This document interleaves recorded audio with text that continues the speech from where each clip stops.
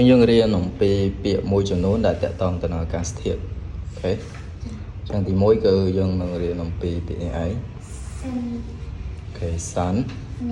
sunny okay when sunny it is hot or cold when it is sunny ក្តៅឬត្រជាក់ sunny ក្តៅគេនៅពេលដែលថ្ងៃរះ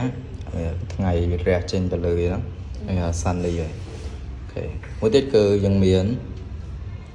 cloudy okay what is cloudy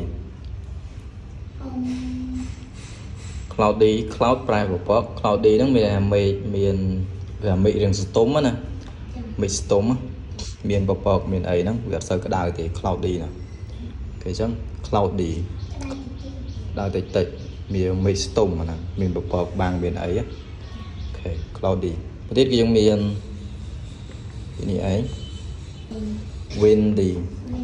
wind ប្រែថាខ្យល់ wind ទៅទេបើ windy គឺមានមេឃហ្នឹងមានខ្យល់បក់គេមានមេដល់ពេលមានអាកាសធាតុខ្យល់បក់អីចឹងគេហៅ windy ហើយគេ windy គេ windy មួយទៀតគឺយើងមានគេ foggy គេ fog ប្រែថាអាប់គេអាប់ធ្លាក់អញ្ចឹងណាមើលអត់សូវច្បាស់អញ្ចឹង foggy គឺមានអាមេឃចុះអាប់គេ foggy គេអញ្ចឹងយើងមាន4ពាក្យហ្នឹងនៅក្នុងមេរៀននេះហ្នឹងគឺយើងមានអំពី sunny cloudy windy and foggy គេនេះគឺពាក្យប្រមាណ4ទៀតដែលតាក់ទងទៅនឹងអាកាសធាតុដែរអូខេពាក្យទី1គឺយើងអានថា hot អូខេ hot h hot hot ប្រែមក hot ក្តៅអូខេ it's hot នេះអញ្ចឹង it's hot ហ្នឹងវាក្តៅអូខេ number 6យើងមាន cold ស៊ីឡើងហ្នឹង cold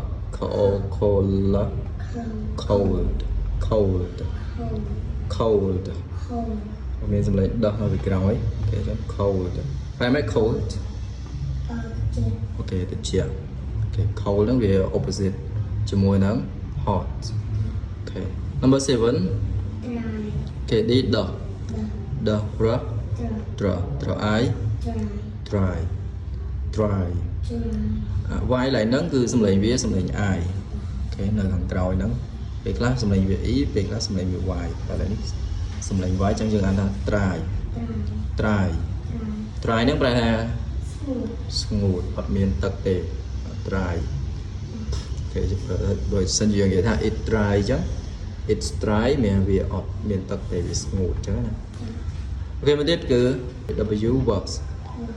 whatever and wet ប្រែមក wet សើមទឹកសើមចឹងណាអូខេអញ្ចឹងយើងមាន hot cold dry